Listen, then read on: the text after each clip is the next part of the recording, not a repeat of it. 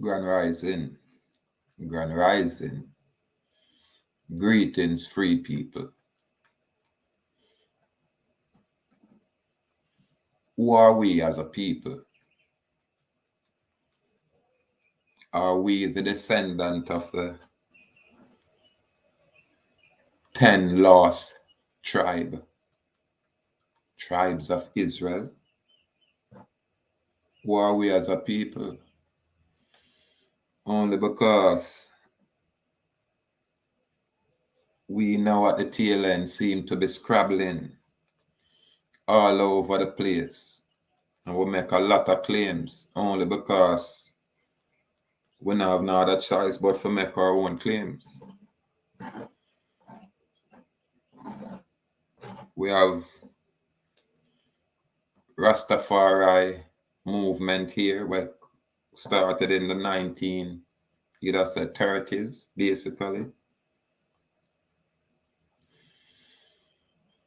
We have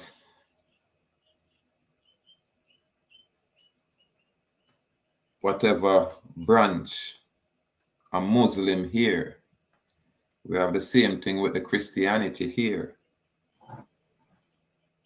And throughout the passage of time, we find ourselves, being classified or labeled as a whole bunch of different things. Now we are discover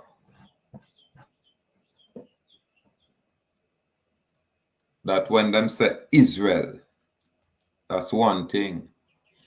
When them say Jew, that's something else. Or Jewish, that's something else. And I came across a video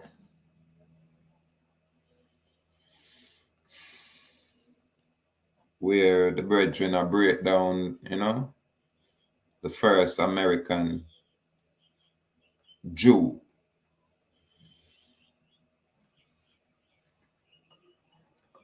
And we are present this kind of information to show that we as a people were here before all these foreigners came here with all their curiosities. And usually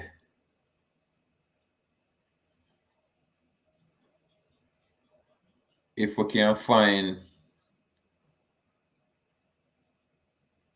the root, then we should be able to ascertain some kind of truth. So let's take a look at this.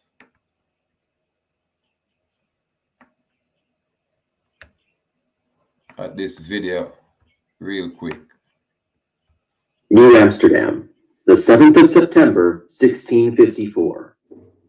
23 bedraggled passengers, mostly women and children, disembark on dry land for the first time in weeks, and their first time on Dutch soil in more than 7 months. In that time, they have suffered through war, storms, rough seas, and marooning by pirates. Their arrival here was not planned, but everyone knows who they are. A stranger greets them at the dock. He's heard rumors about these people, and as he speaks to them, their intentions become clear. Unable to pay for even their passage here, they will not be returning to Europe. These are the 23 passengers of the lost Dutch merchant vessel Valk, and from this day forward, they will be remembered as the first American Jews. Right there, New Amsterdam, that's in America. That's when these foreigners came here, create their maps and put in their names and locations here.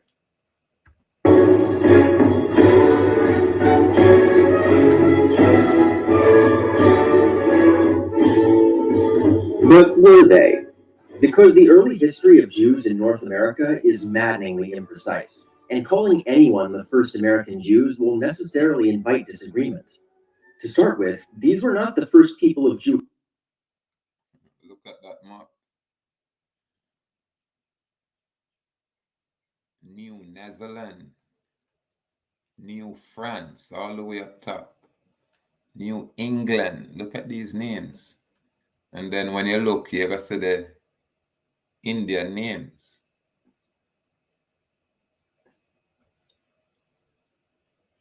However, this is 1654. Jewish birth to reach the New World. Among the crew members of Columbus's first voyage to what he thought was the East Indies was Luis de Torres, an Arabic translator who had chosen to abandon Judaism in accordance with the Alhambra decree.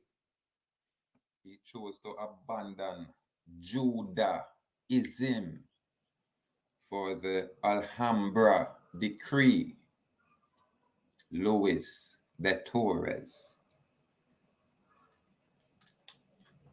Let's take a preview to see if we can find anything on Luis de Torres.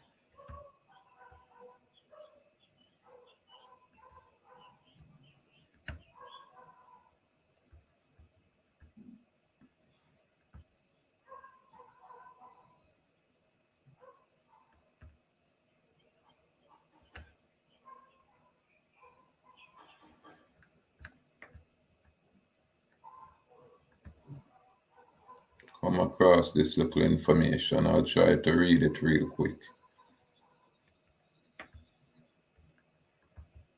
It's Luis de Torres, died 1493, perhaps born as Yosef ben Haivri, Haivri, meaning Joseph, the son of Levi. The Hebrew. See that? So this brethren here, Luis de Torres, was a son of one of the brethren them of the house of Levi. So he is of the house of Levi. And he's a Hebrew. And that would be the Hebrew Israelite. So I don't know if there's a difference between a Hebrew, if there's a difference between an Israelite.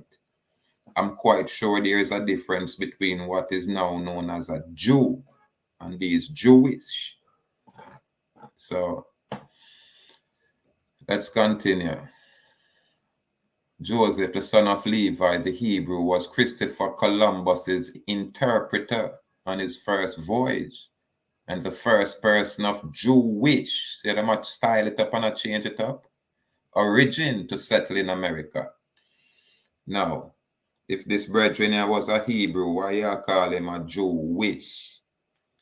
This is how them kind of change up the thing. When you hear Jewish, you don't necessarily identify as such. And even if you did, that means that other people can identify as such. You know what I mean? So the first person of Jewish origin to settle in America. So him one of the first man when I originate here, but you know him a Hebrew. You understand? Because I come from the house of Levi, son of Levi. I remember them used to say sons of Isaac. Back in the days, them say sons of Jacob. You know what I mean? Jacobites, all of these things. But we now have them kind of information here, around here on our local island. We get a different set of information. Now we are saying, while still a Jew, the Torres served as an interpreter to the governor of Murcia due to his knowledge of Hebrew, Aramaic, Arabic, and Portuguese. In order to avoid expulsion, the expulsion edict against the Jews of Spain. You hear that? The expulsion edict, which set of people we know in this timeline was expelled from all over the place. And they come from Spain. So there's a lot of, mix up right here. So you really have to look through this thing. So there's an edict where they expel all of the Jews them out of Spain. And in order for the Torres, Luis de Torres, original Joseph, him convert to Catholicism shortly before the departure of Columbus's expedition. Columbus hoped that his interpreter's skill would be useful in Asia because it would enable him to communicate with local Jewish traders. And he may also have believed that he would find descendants of the 10 lost tribe of Israel. So you hear Columbus' intentions. Him carry a man who speak Hebrew, Amharic, Arabic, and Portuguese.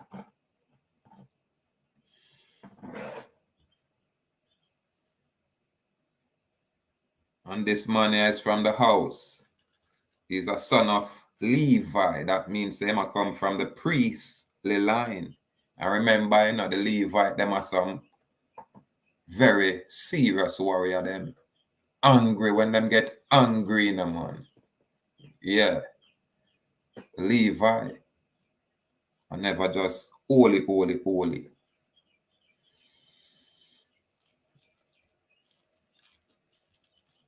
Anyway, them say after arriving at Cuba, which Columbus supposed to be the Asian coast, Columbus sent the Torres and the sailors Rodrigo de Jerez for an expedition inland on November 2nd, 1492. People, watch the timeline. This is before all of them foreign people are coming here, you know. All of the mix-up going, you know. This is 1492 when Columbus has stepped through. And remember, him say he want to find descendants of the 10 lost tribes of Israel. So there have to be some people where not look like the one them where take over around Spain. So him say after them arrived November 1492, their task was to explore the country, to contact its ruler, and to gather information about the Asian Empire. You hear that?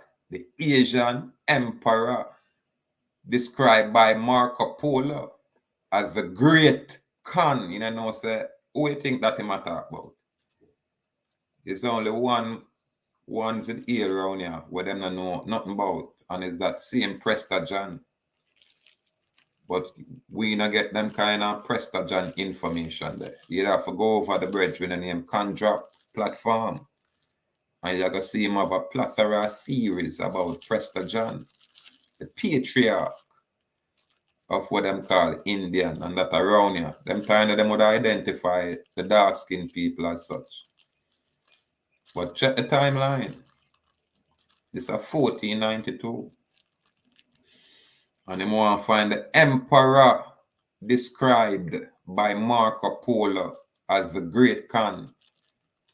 The two men were received with great honors in an Indian village. You hear that? It's an Indian village. So we them are called the Indian. From where they returned 4 days later, they did report on the native custom of drying leaves, that inserting them in cane pipes, burning them, and inhaling the smoke. The first European encounter with tobacco. So watch you know, when you say we are burned with things and not new or something our ancestors them deal with. You understand? Yeah, man, an ancient thing and not new. And a foreign man bring nothing come around and come give it. You understand? This is 1492. And this is Cuba. This is before Castro type of looking people even exist in a Cuba. This was when all the Cuban people them look just like I. Different variations of I. When I comprehend my people, we just catalog some information here, you know. Yeah, man. So they must say they did report on the native custom of drying leaves. These are the herbs, you know. inserting them in cane pipes, burning them, and inhaling the smoke. So this is what them come say and say, them a deal with tobacco. When Columbus set off for Spain on January 4th, 1493, remember when him come back, him come around, yes, in 1494. Luis de Torres was among the 39 men who stayed behind at the settlement of La Nevada. Remember, I tell us, boy, our place was like a, mythical heaven, a delight for them. So it's like Nevada. Yeah, man. Settlement of La Navidad. Founded on the island of Hispaniola. We don't think it the name Hispaniola, because Hispaniola is a Spanish name. So because them are Spanish, them just give that name. Say Hispaniola. Casquia. Yeah, man, and that are the whole entire landmass at the time. So they settled the settlement of La Navidad. So this was their Nevada. Here we're going now. Coming back, by the end of that year, Columbus learned that the whole garrison had been wiped out by internal strife. Listen again. The whole garrison was wiped out by internal strife. Somebody from inside get mad, get pissed off. You know what I mean? Or probably just wake up. Or probably just spring a trap where them have planned long time and await an opportunity. Yeah, man. By internal strife and by an Indian attack, which had occurred in retaliation to the Spaniards abducting native women.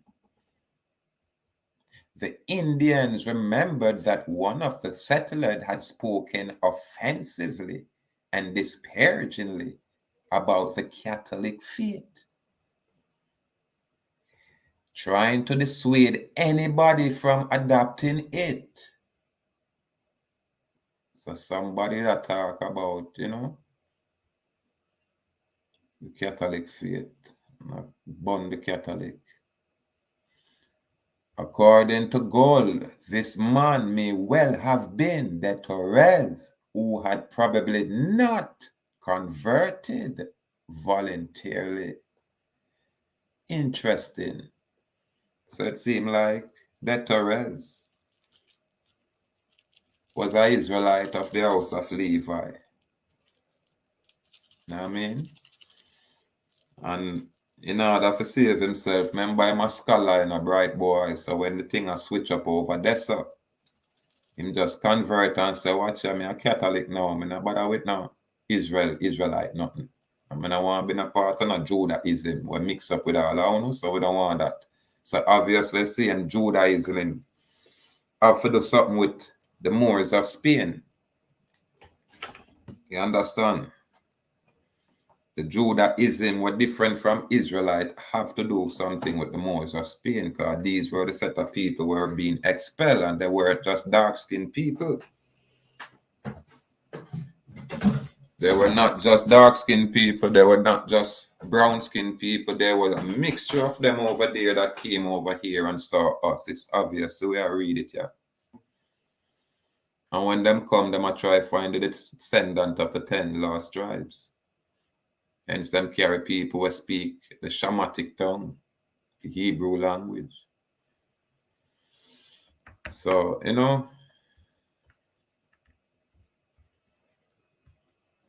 we just a catalog these things, you know what I mean? We just a catalog these things because it only makes sense.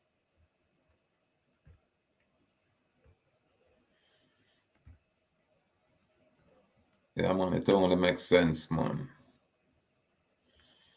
So here we take a look at Torres, So we know that irrespective of whatever image them bring forward, this was a man from the house of Levi who was an Israelite And remember, the Israelite of the Bible different from the Jews who come and usurp it. Because them, in the Bible it said the Jews, those who say they are Jews and are not, but are the synagogue of Satan. So Jew was just another derogatory term for a set of people, where a next set of people come usurp in order to remove their identity. Let's continue with this little thing. For reasons unknown, Columbus himself actively encouraged the belief that he had a Jewish background, but his family history shows no evidence of this. I guess it was the 15th century equivalent of claiming to be 1/64th Cherokee.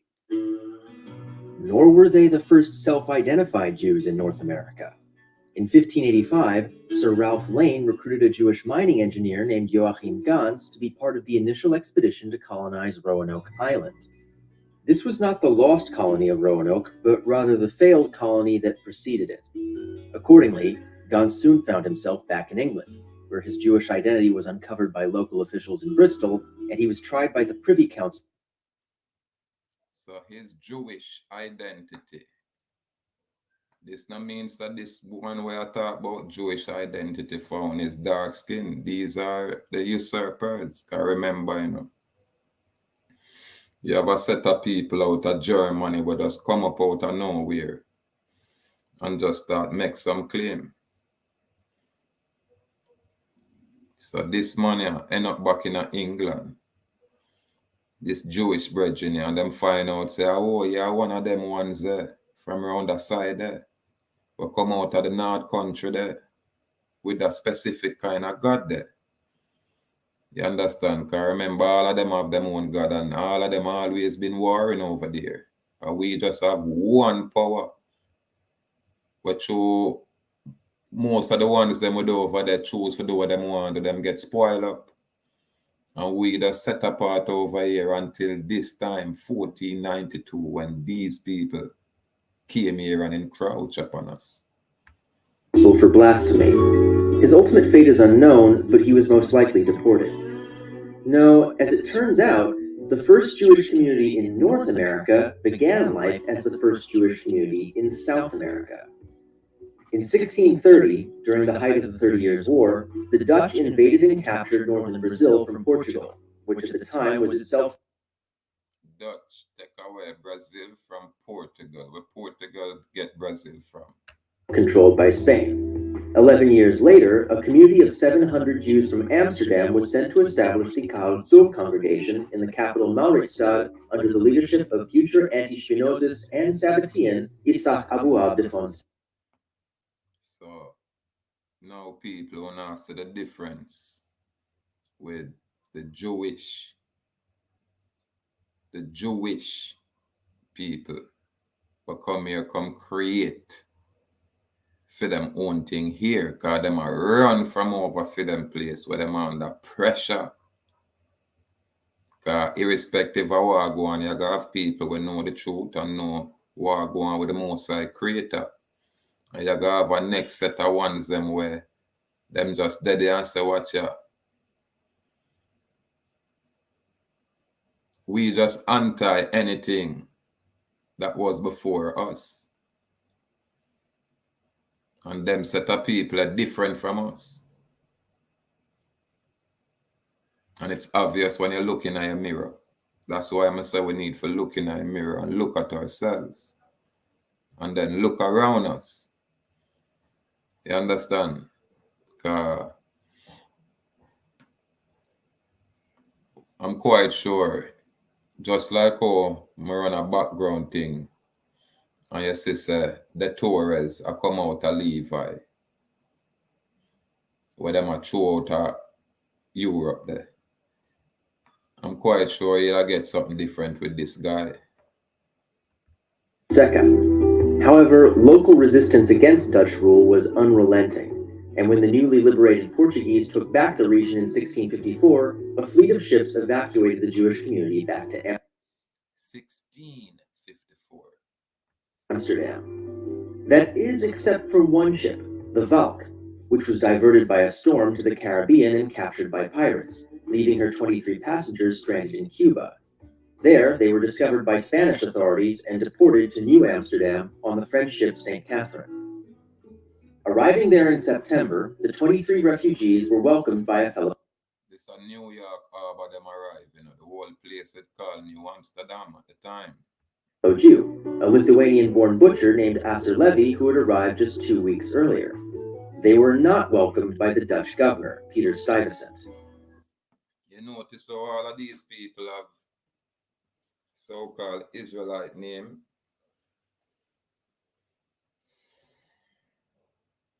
Asher Levy. You know what I mean? Asher Levi. Interesting. But, those who say they are Jews and are not, but are the synagogue, because these are the ones who come create synagogue in this place, in this land. You ever see it? A Dutch Reformed fundamentalist and outspoken anti-Semite, Stuyvesant wrote to the Dutch West India Company demanding that the new Jewish arrivals be deported on both racial and religious grounds. Levy interceded against Stuyvesant to let the 23 Jews remain by their rights as Dutch citizens, but ultimately that decision would be up to the Dutch West India Company back in Amsterdam. At the same time, the Second Northern War had broken out, leading Stuyvesant to conscript all adult men into the colonial militia in order to invade neighboring New Sweden, except for the Jews, whom Stuyvesant instead required to pay a special tax.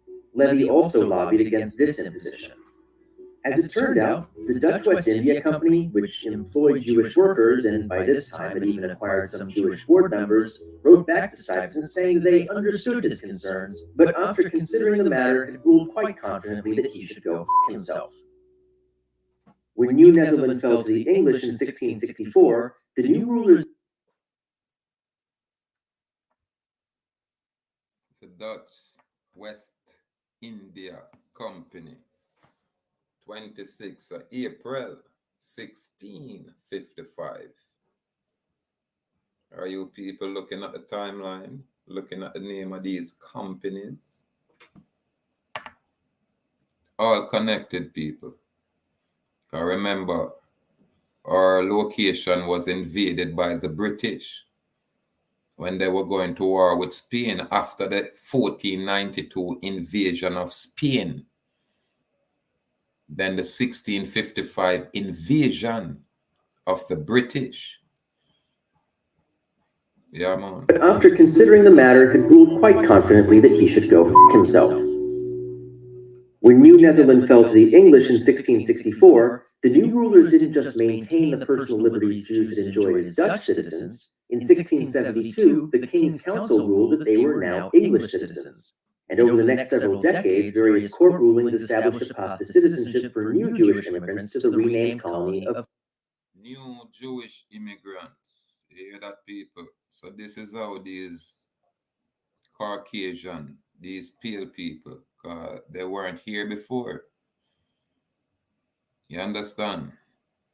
And remember, from 1492 to 1600, that's a couple hundred years. So when you see even Iroquois Confederacy, there's a lot of miscegenation occurring here throughout the passage of time. And that is just our opinion. This is a common folk on this little island here. This is our point of view. Of New York. For reference, Jews weren't eligible for citizenship liberties Jews had enjoyed as Dutch citizens. In 1672, the King's Council ruled that they were now English citizens. And over the next several decades, various court rulings established a path to citizenship for new Jewish immigrants to the renamed colony of New York. For reference, Jews weren't eligible for citizenship in England. But even if New York's Jews were citizens on paper, they faced constant discrimination from local authorities, who attempted to blackball them from opening businesses or even building a dedicated synagogue well into the 18th century. Why is that? Why the black, these Germanic, so-called white or pale Jewish from creating and building and all of these things? And look at it, 1730. Why are these foreign people being persecuted this way? What kind of evil them commit? And why do they come over here pretending to be a people that they're not? Why is that? And then when them pretend to be biblical Jewish people, then the true Israelite of the Bible is who them choose to oppress. Why is that? Why is that? So a lot of our Pan-African minded people here, this is just yesterday information. This is not 1,000 years ago. We are talking about 1600, 1400, 1800. This is just yesterday. So what uno think uno have as foundation? So our yesterday information, yeah, what most people now have no clarity about because it's so mixed up and you're so mixed in.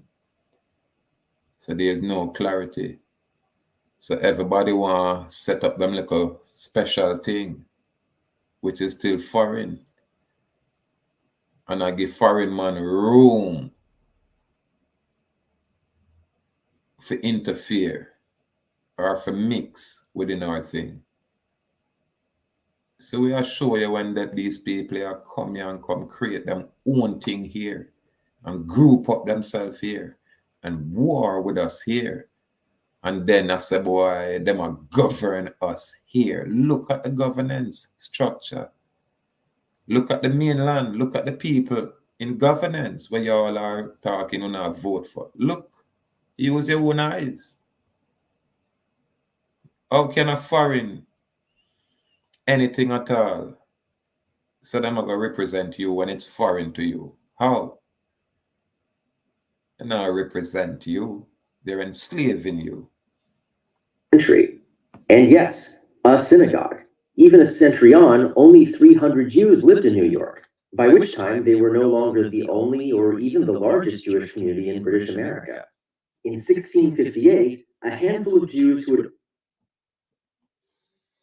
Now as the progression of time, with the progression of time, look at the map where you see now. You see New York, you see all of these places what we know now. And then you see the Confederacy. Now, who are these people? All of these foreign people will come and create their confederacy, where them put in place an article of confederacy. Who were they conspiring against? What people were here? This is the information. Only recently arrived in England, resettled in Rhode Island, which had been founded on the basis of religious tolerance by a breakaway sect of radical Puritans. As Newport became the most important way station for trade between Britain and the Caribbean, many more Jews continued to arrive in the colony, eventually dominating the manufacture of whale oil and other finished goods, which, as an American, they teach you in school that finished goods were only made in Britain, but anyone who's ever watched Antiques Roadshow knows otherwise. However, being the main way station between England and the Caribbean also meant that the colony became an integral part of the transatlantic slave trade. In the mid-18th century, yet another wave of escaping Portuguese conversos immigrated to Rhode Island, where they reverted to Judaism and took the focus of activity there from manufacturing to shipping, an industry that did not discriminate between raw materials, finished goods, or human beings. Between 1761 and 1774, a former shopkeeper named Aaron Lopez became the wealthiest man in Rhode Island through his ownership of 21 of Newport's 347 registered ships. Ultimately, Lopez didn't get much out of his participation in this corrupt system. As much as we think of America as being founded on capitalism and new money, service in government was seen as much more prestigious and respectable, and it's something Lopez could never have, as Rhode Island had opted out of a provision in British law which allowed colonial governments to grant Jews citizenship. And he very quickly lost all his money too, as in 1774, the First Continental Congress boycotted trade with Britain, bankrupting the shipping industry. Before that could happen, Lopez donated a significant amount of money to cantor Isaac Turo and architect Peter Harrison to rebuild the local synagogue of Yeshuat Yisrael, better known as the Turo Synagogue, which has since become famous as the oldest standing synagogue. Yeshuat Israel. You hear what its synagogue name? Oldest surviving synagogue in North America. Newport, Rhode Island. 1763. So this is the first synagogue in America. But even by that time, Rhode Island's Jews probably numbered fewer than 100. By far the largest Jewish community in the 13 colonies was that of Charleston, South Carolina. When the Carolina colony had first been founded in 1669, its charter had been written by the philosopher John Locke, who had explicitly included an invitation to Jews and other religious minorities. Who write the charter? A philosopher. The first Jews arrived in Charleston in the 1690s, but in spite of Locke's best efforts, most colonists disapproved of the Jewish presence, and the community lingered in the single digits. In the 1730s, most colonists disapprove of the Jewish presence. So the colonists are foreign people too, you know. The colonists are the pale man who came here. And these Jewish people are the very same pale man from over there with them. Where all of them have their own different gods and their own different thing and them war with each other. You understand? And that is include the dark-skinned man way over there. Because people, when them say Rome and hear Rome, them think about Rome are just a pale man at this time. There was a time when you look in Rome, the Pope of Rome, the dark skin like I and the eye, them eye. All of them things that's documented fact. So don't be fooled by just color and not just color. And when them say Jewish and Judaism, now you know that is a religion, just like Christianity is a religion, just like what the Muslim them practice, are the three major religion that is. Now we are discover say Israelite or something else. Now we are talk about bloodline. You know what I mean? That's a family thing. And as such, just like in my family, when you see my children, them are going to look like I. Them are going to have eye features and eye, you know? And why? Because their mother is just like I.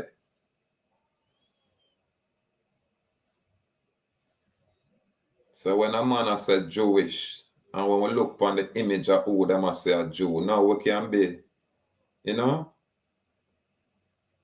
at least a little bit more clearer on what is a Jew and what is an Israelite.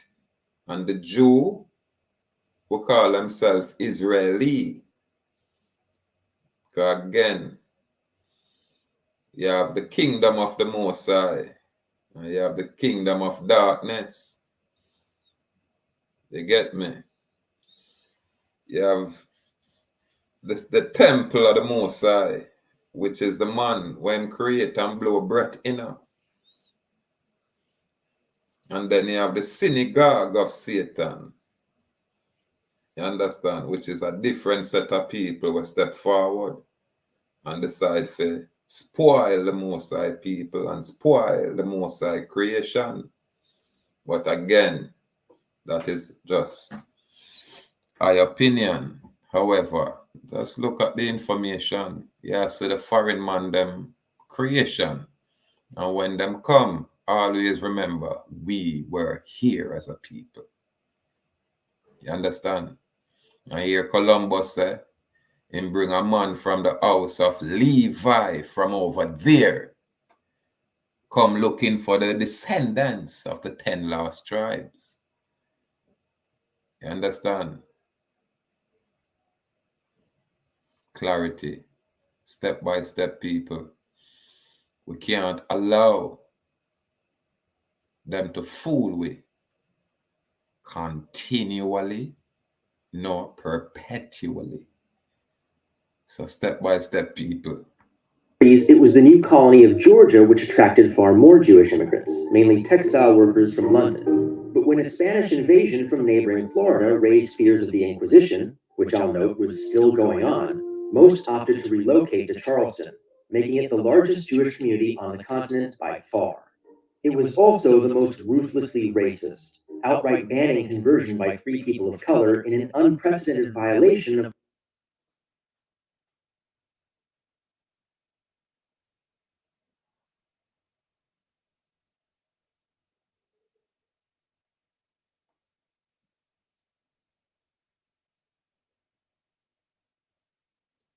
legal and satisfactory credentials from some other congregation where a regular chief or rabbi and Hebrew consistory is established. I mean, I tell you, them really twist our people around. This is 1820 Constitution of Beth Elohim, Charleston, South Carolina, 1820, but based on earlier local convention. Watch this, now, man. These are the foreign man things, and them get we involved in a for them thing, you know. Foreign people think this. Of established Jewish law, as well as the fact that most, if not all, of those potential converts were the wives and children of Jewish congregants. Unfortunately, it was entirely in keeping with the prevailing attitudes in Charleston and other parts of the Deep South. So thus far, we've seen that American Jews generally shared the same social habits and political attitudes as their Gentile neighbors, with small Jewish communities scattered across numerous colonies with wildly... So the American Jews and their Gentile neighbor, they are both foreigners here. The colonies, foreigners. That's what them are called their Gentile neighbor. Because them know about the Jews from over there. And when you want to get some really historical fact, go back, go check 70 AD and the destruction of Jerusalem. And just say what kind of information is being presented there. Different histories and cultures. Basically, American Jews had nothing in common with each other, with one exception. In 1775, war broke out between the colony of Massachusetts and the occupying British forces, escalating to the Declaration of Independence by the... Yeah, what the war was about between Massachusetts, that's that company where I look for separate. Remember we do a video and talk about the Massachusetts Bay Company and the Puritans. So the Massachusetts is a foreign people, these people, you know. And them are, you know, a war with the British, which is them very same people where they that enslave them. So them just follow them over here. And we now have nothing to do with these things. The brand new United States of America 15 months later. Now, we don't have time to get into the entire history of the American Revolution. In 1775, war broke out between the colony of Massachusetts and the occupying British forces, escalating to the Declaration of Independence by the brand new United States of America 15 months later. Now, we don't have time to get into the entire history of the American Revolution. There are other channels who have already done a very good job of that, and I recommend that you check them out. But what's important to know right now is that American independence was actually fairly controversial. Most Americans didn't support independence at the war's outset, and a full fifth of colonists remained loyal to Britain through the entire war. Pro-British sentiment was strongest geographically in New York and the Deep South, where the majority of Jews lived. In fact, many Southern Highlanders loyal to the king lived on Jewish-owned land in the Appalachian foothills. And though Well, them Jews come for own land in the Appalachian foothills. So these pale Jews, them are the redneck where you see up in the hills where you hear them say them are lynch niggers and them are do all of these things. And these are the people. That's why people will say, boy, you have some white people who are different from other white people. So you have the colonists where a non-Jew but them white. And then you have this German set of Jew where said them are the so-called Israelites. You understand? These Jewish people, these zealous Jewish people. And these are the people where you say, come spread out in the south. And as you look at even this little presentment, you look at the map and I see the changes in the map. The very first time you see the map, them just are coming at the place and you see a lot of Indian names. And as through the passage of time as them spread out themselves as the invasive species that they are. I remember, you know, this a for them thing. Them not start talk about them coming together and start war with us, you know. Them not start touch upon that, you know. Because while them are try to secure them foot in our place, them are war with the people, the aboriginal people, the original people, the so-called invisible people, what them are called black. So now when we see some redneck, we know that them are the descendants of some of these Jewish set of people where them live wild. So every time them say us as original people, yeah, and look at the time frame. So when you hear Indian wars, no, so them Indian wars that was against the original people. It was us, the black people, them called Indian. Because here me just show you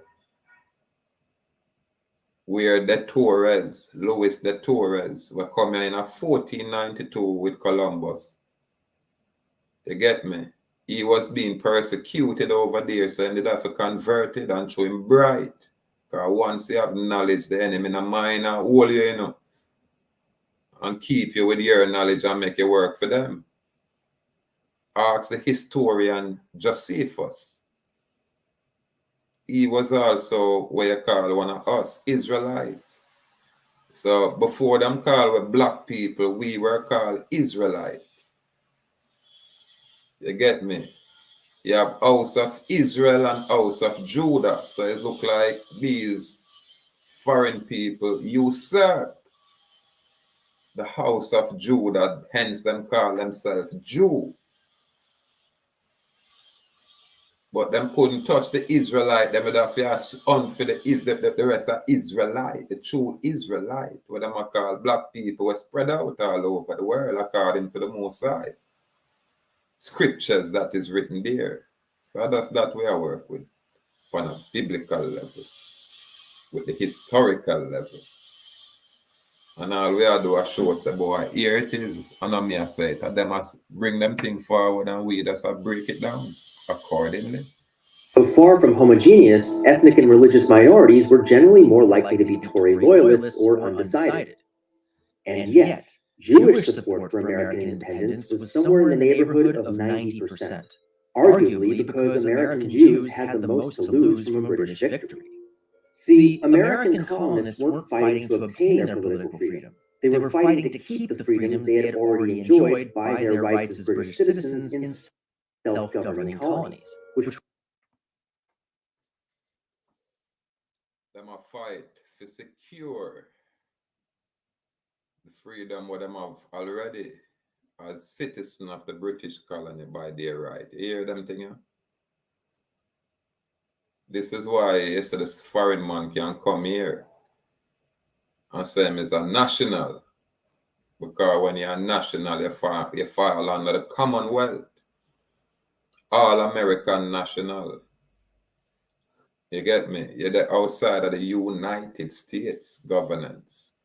Now you fall under the Commonwealth where it's a self-governance capacity or status. Open on me alone, I see it, you know. Which were now under threat from direct British control. Support for American independence was somewhere in the neighborhood of 90%, arguably because American Jews had the most to lose from a British victory. See, American colonists weren't fighting to obtain their political freedom. They were fighting to keep the freedoms they had already enjoyed by their rights as British citizens in self-governing colonies, which were now under threat from direct British control. And lest we forget, Jews were only eligible for British citizenship in the colonies, not in Britain itself. Parliament had passed a law enfranchising Jews in 1753, but it had been repealed almost immediately due to an embarrassing public backlash. The one thing American Jews had in common was that America was all they had. Interesting. Jewish Naturalization Act 1753. I wonder how much of our people come across this kind of information.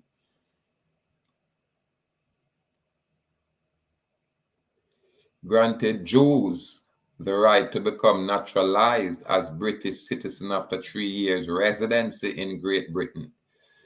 Now remember, at them time, 1753, Britain did us them run even this side of the thing.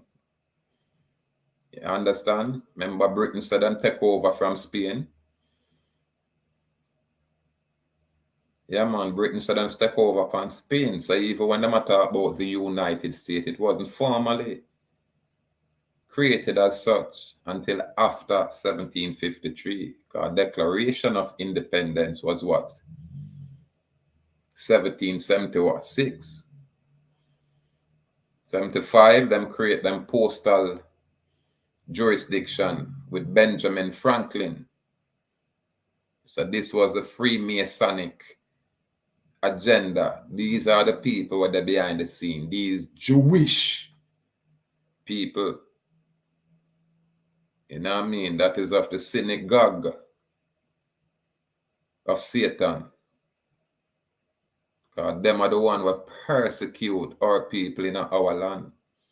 Them are the colonies. But them are the real ones who come structure things. You understand? Because remember, them are get guided by Satan. Almost immediately due to an embarrassing public backlash. The one thing American Jews had in common was that America was all they had. And it showed. Somewhere around 160 Jews served in the Continental Army and Navy, including 24 officers, of which no fewer than 3 attained the rank of lieutenant colonel. You hear that? When you hear them thing, 50% of the other Jewish man. So when you see them take time trick our people and have we in them thing and mix up with them thing.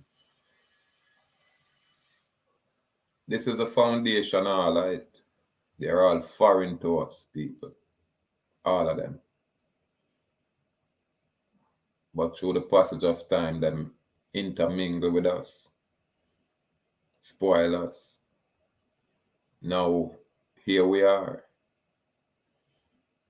We are this, we are that, we are everything that we are not.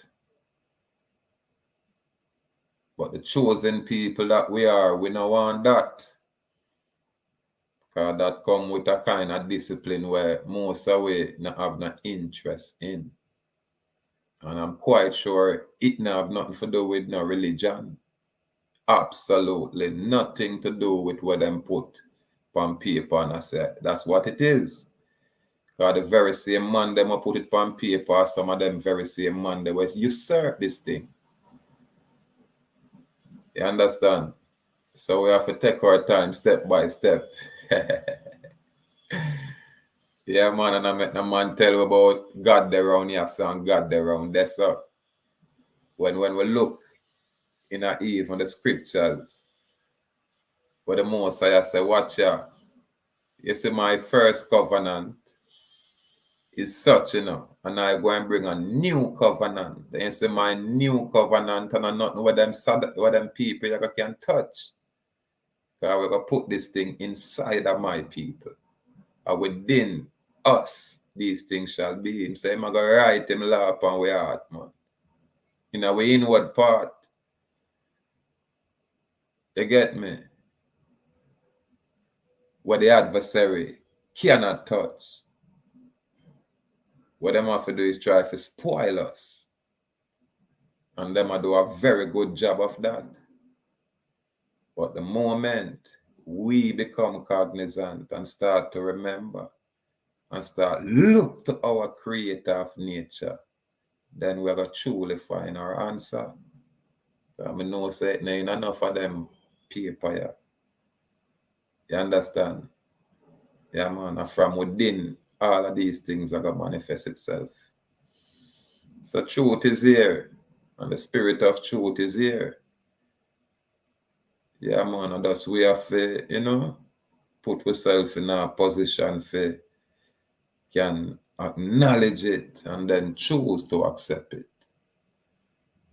Who are these descendants of the 12 tribes of Israel, not even Judah per se. The 10 tribes, them so the last 10 tribes. That means that them capture 2. You get me? Them capture 2. And did a hunt for the rest. And come around here, come back up on we. They come back up on us. And all them try for wipe we out. Boy, we still there. So them have to come with something new. Yeah, man. Deception of the highest order. Where them present this duality around here. Where the Most High earth, the Most High nature, them usurp and gloss it over with their world. You get me? Yeah, man. So we know affair,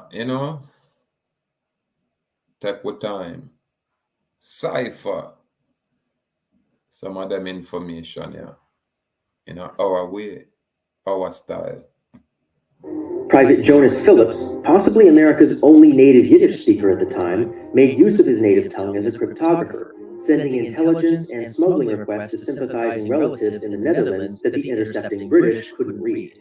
And 2 years after becoming the first Jew elected to public office in America, Francis Salvador of South Carolina became the war's first Jewish fatality, killed by British allied Cherokee while on patrol in the Appalachian foothills in August 1776.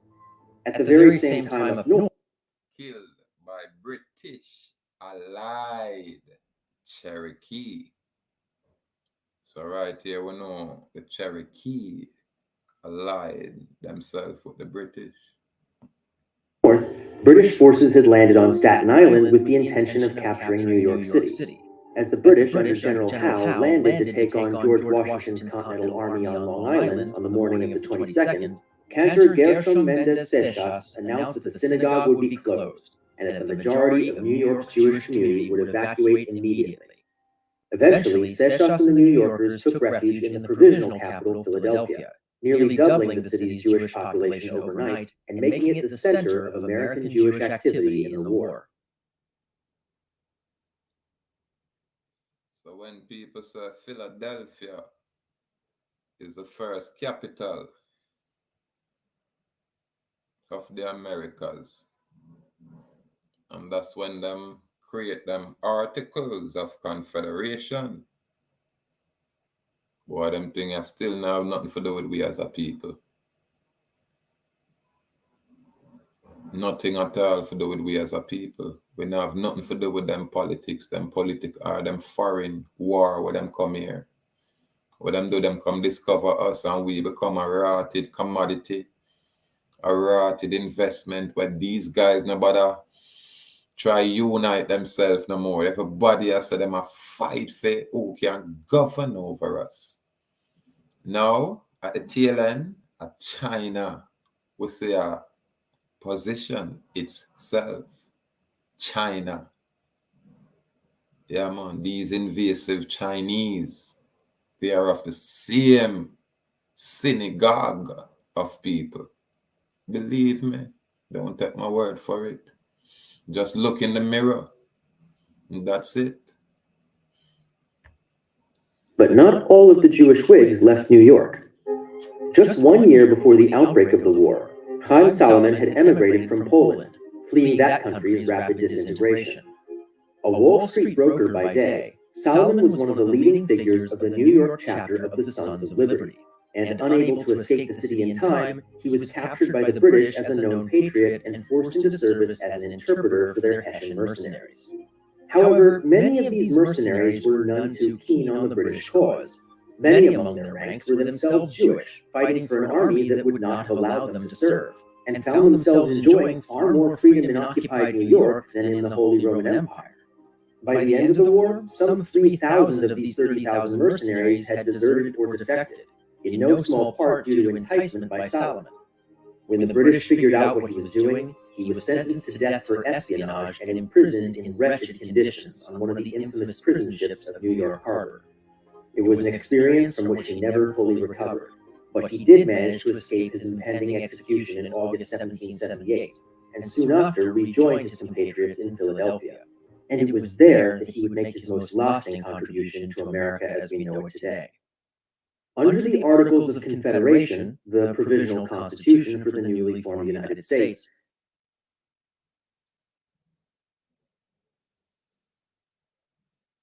this document predate the present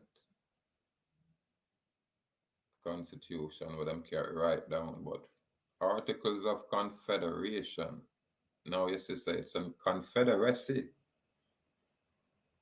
So when you read Psalm, I think 83 or 68, you can hear it talk about, people were took confederacy against the Most High and against his people.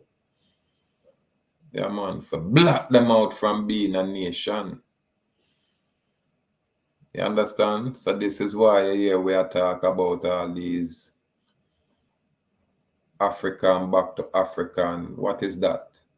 When you go over there, you're going to find these people over there. Same way you oppress those people who call themselves Africans over there. That very same way.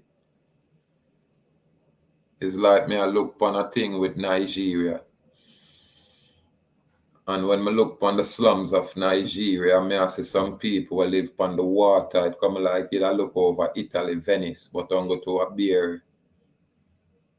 It's a ghetto community, so some little old house and board up on, That's me, I say, hold on, which part of Nigeria this? How I know about that part of Nigeria? Because the Nigeria, them where we always say some fancy developed place.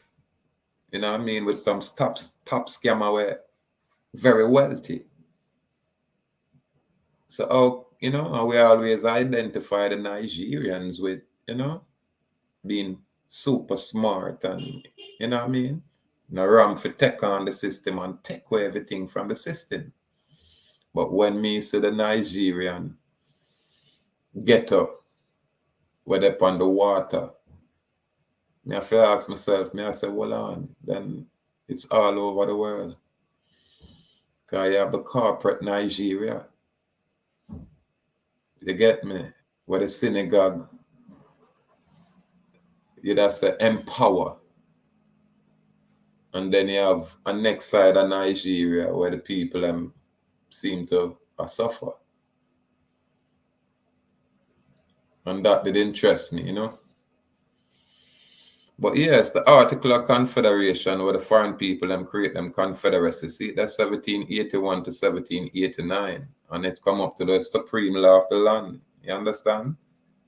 But all of these things are going in my land. So for them supreme laws and bylaws don't even apply to me in no way, shape, or form. Period. You understand? Them bag of court system and them bag of trickery and them bag of it don't apply to us. It's just that that for we maintain some kind of decorum and try to live in peace, we have to learn all of these foreign mess. I hope I try to bring it as simple as I can to my common people, because the advanced people already are aware of this. This is really for my simple people and we're new to this kind of information and this level of the information. Most people want to jump and create this and create that and the this and the that, but them not a real foundation, because the foundation where them have, where them get from some foreign man with them foreign plan. We want to take over this land. That is their imaginary foundation. We want to truth there. Here we are, I show you some people come here, and all different kind of them come here. And not just one set of them come here. All different kind of them come here. Now we are touched upon the specific Jewish. Because we have a lot of them here on our island, and them are run the thing under the quiet. You get me? And them affiliated with the secret societies here. You understand? And them you say they vow up with land. When you look upon them and them I tell you how them have trust and them land and you look upon them don't look like I. And even when them have some dark skin, them ear texture don't say negroid. You understand? The negroid stock is a separate and distinct stock from all of the dark stock. Know that. This is why when them talk about the four family where they Africa, it not include the negroid stock. Because the one here get a DNA specifically cut from the Most High Creator of nature. Remember him saying make we in our own image, you know, and blow a breath of life in a we, you know, make we different. And this is why him say angel them get jealous over I. Because him give I as man dominion over this earth. You understand? And Satan I said, nah man, what you say man, I want something for myself. So this is when him say, boy, I'm make a duality, and him shall sit on the congregation of the Most High Creator and pretend, usurp, act as if him is God, so him can get worship as such. Satan do all of that, man. Transform himself into an angel of light. And even ministers them are such. So when we see alien and them a show with image of alien, all them a do a prepare for the fallen angel, them with them in a bed with long time. That's all them a do. Prepare us for those fallen ones that they're in bed with very long time. So we have to choose up. But we never can choose up until we get the correct kind of information and the correct kind of guidance. Yeah, man. We can't just exist like that. And we now go jump out of the B system and jump where? In the ocean? No. We have to step out of the B system and step into the kingdom of the Most High Creator of nature. And look to that power as our Savior, as our salvation. What kind of other man? What kind of other man?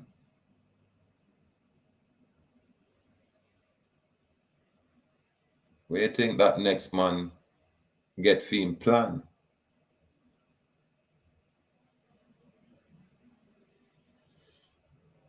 Them change it up one way. Because even on the island, when them used to talk about black heart man, yeah, my man they used to heal them one and say, heal Israelite, Israelite.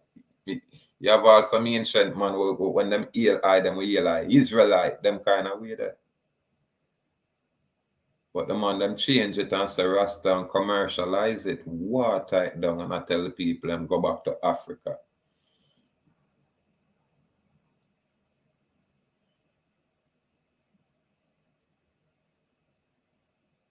But this voice in the wilderness, it now got too, it now got popular. And them truth, yeah, may be offensive to some. That's because it is the truth. Yeah, man. You're not going to come into this land as conquerors with a Christian doctrine. And you wipe out, you murder, you create genocide of a people, or at least you try. And then you're going to come and say we're supposed to bow down and worship you. We can't do that. I would now worship your God.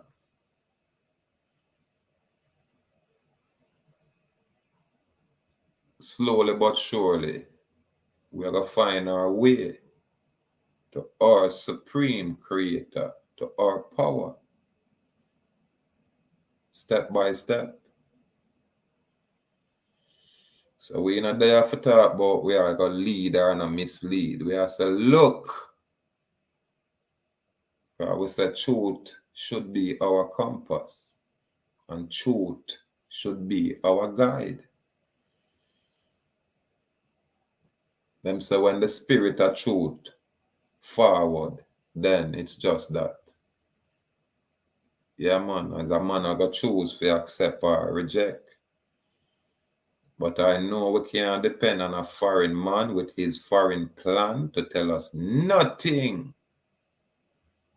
Absolutely nothing at all. No foreign man not to come just tell us about our God.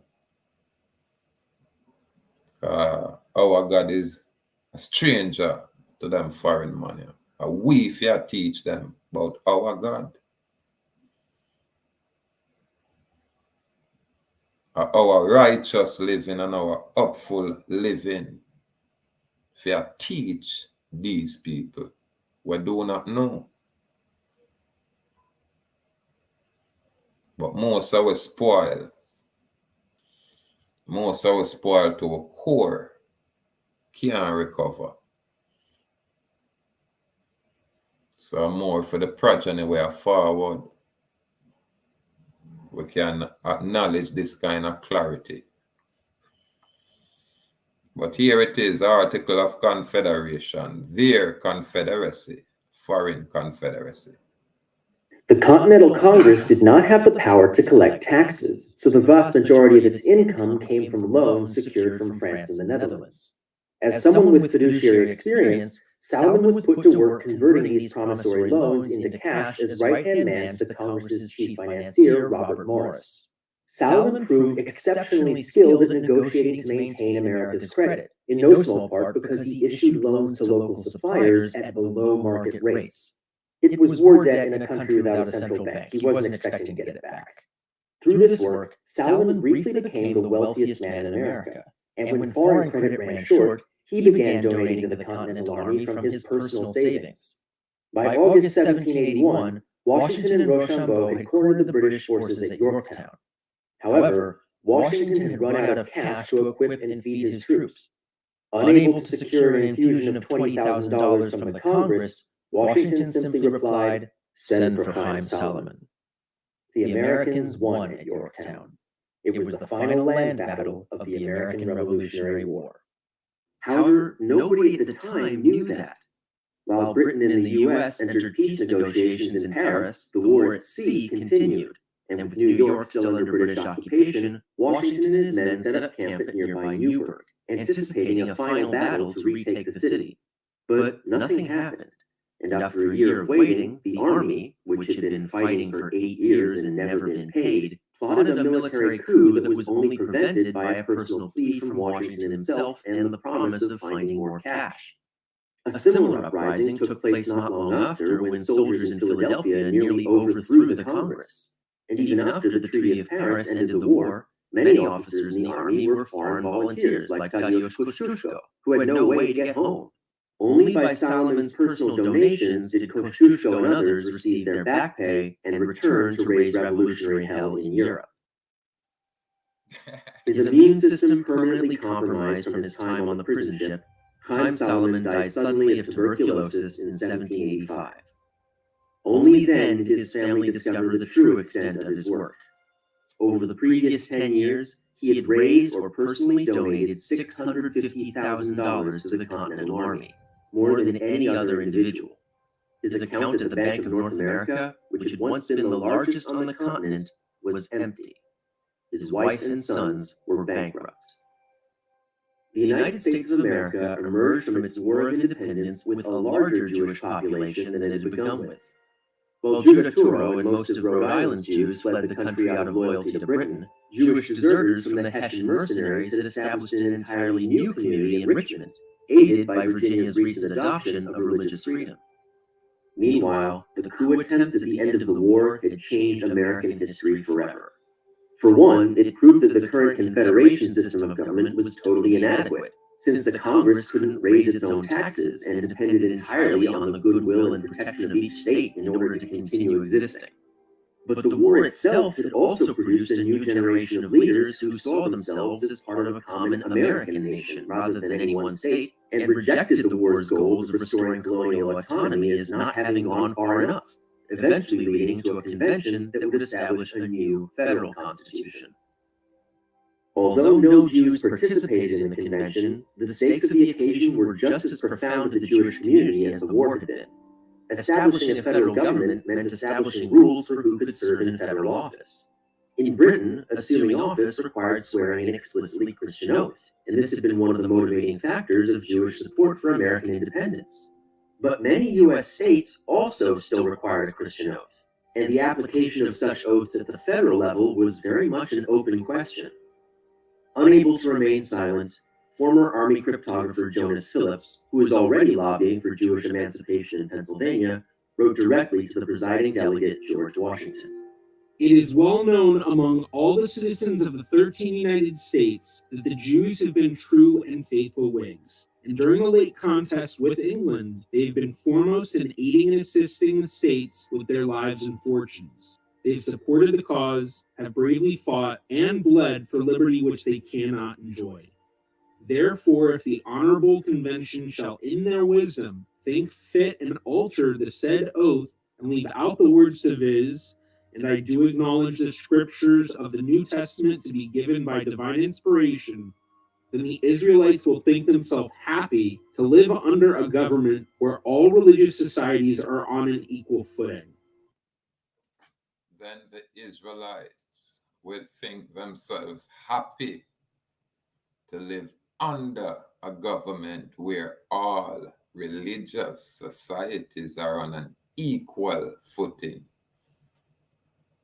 Israelites?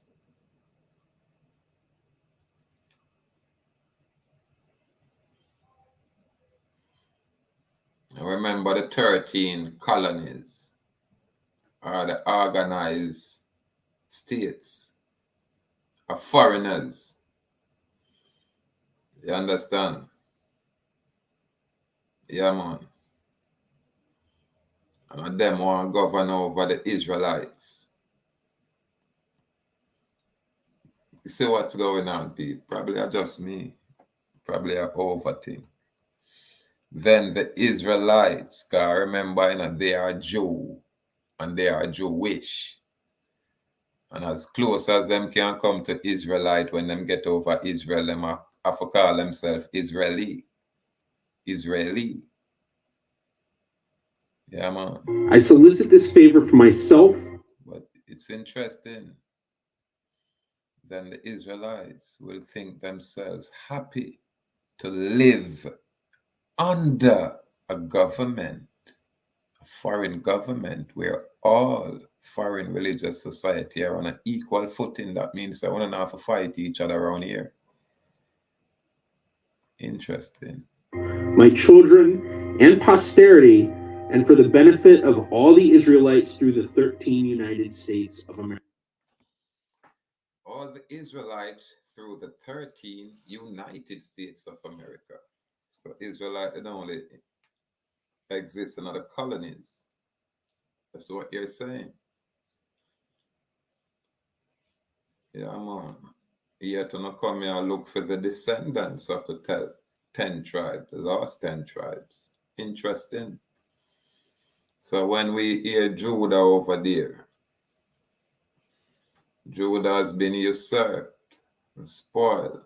Some foreign man, I said them a Judah is no different from the so-called Egyptians. Where them say, oh, you as Egyptian live here, dark skin, so-called black, I want to come back now and have white, pale skin. Now, who are you people? I notice a lot of our so-called scholars like for brag about Egyptologists, and the Egyptian this, and then, Kemite that. Watch me now. Remember, the Egyptian are who did enslave the Mosai people. Oh, we are ignore that. Now, the Egyptian man, the Mizrahim man, them people, the Mosai say, yo, Pharaoh, let my people go.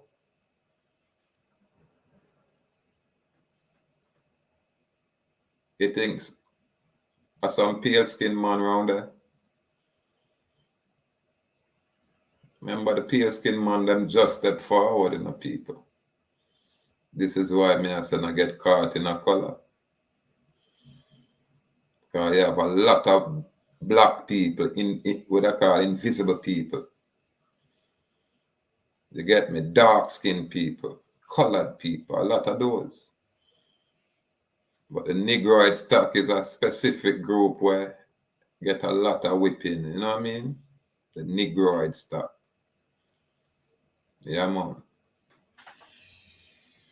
So I don't know. We have to go find out who are Israel, who are the Israelite, and match up the bloodline and know so the Israel and Israelite is a specific family group then, according to Open Diary. I like that platform. Gratitude. You understand? And the people them we say them are Judaism, Judea. That, you know, religion is a creation of something else, not of the Most High. So these three major religions, we can look at it and say, boy, we're on the foundation.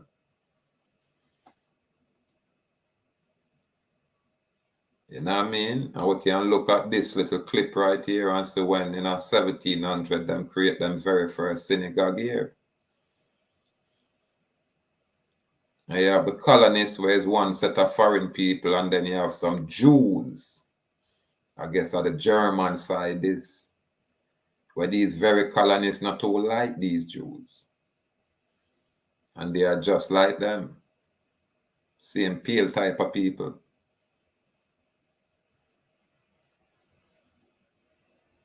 And then these very same Jews now say them are Israelites. So this is the usurpation. And then the more, you know, govern over the Israelites. So I guess them have to pretend to be Israelite, calling themselves Israelite, in order to deceive the true people of the Most High, the chosen people. Very interesting, different perspective. 1787. America. 10 days later, the convention issued its final draft for the proposed constitution for ratification by the states. Included in its text was Article 6, Clause 3. The senators and representatives before mentioned, and the members of the several state legislatures, and all executive and judicial officers, both of the United States and of the several states, shall be bound by oath of affirmation to support this Constitution. But no religious test shall ever be required as a qualification to any office or public trust under the United States. Did Jonas Phillips's letter make the difference? Honestly, probably not. Jews were still less than 1/20th of 1% of the U.S. population, and the community was never so much as mentioned in the convention proceedings. What's more, Jews were hardly alone in their opposition to religious oaths. In the 2 centuries past, Mennonites, Quakers, Huguenots, Methodists, and even Catholics had come across the Atlantic in search of a place to practice their religion freely, a practice regarded as one of the natural rights of Enlightenment philosophy. Accordingly, the inclusion of this clause faced little opposition, even from delegates representing states that did have religious oaths. Ratification was another story.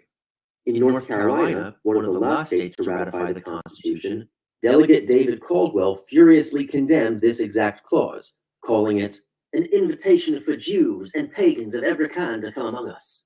At some future period, this might endanger the character of the United States. Moreover, even those who do not regard religion acknowledge that the Christian religion is best calculated of all religions to make good members of society on account of its morality. All those who have any religion are against the immigration of those people from the Eastern Hemisphere. And while North Carolina did eventually ratify the Constitution, the doctrine of states' rights ensured that religious oaths at the state level were not affected, and would persist in some states as late as 1875. In Maryland, Jews were even explicitly prohibited from voting until 1826.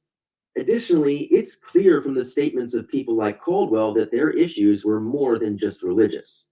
While Jews were considered white in the sense of not being Black or Native American, They were socially regarded as almost white in the same sense as other Middle Eastern and Mediterranean peoples, an attitude whose severity would ebb and flow throughout American history right up to the present day.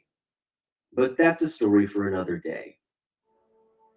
Following approval from the requisite number of states, the new Constitution went into effect in early 1789, and George Washington was unanimously elected president. At his inauguration in New York City, he was joined by the city's 14 religious leaders, among them Gershom Mendes Seixas, cantor of the restored Congregation She'arit Yisrael. You heard me right, the cantor, the guy who leads prayer in song. He wasn't the rabbi. He had never been the rabbi. As President Washington took the oath of office before cheering crowds, Jews had been living in what was now the United States for 135 years, and not a single one of them had been a rabbi.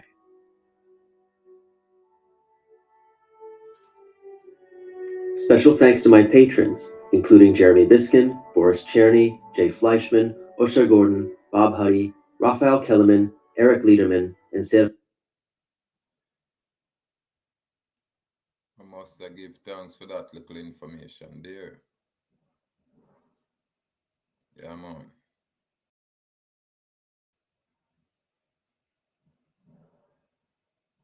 Must give thanks. Can't stress it enough. Information shared. Information shared. Who are we as a people? Are we descendant of those 10 lost tribes of Israel? Yeah, man. The chosen people of the Bible, so-called.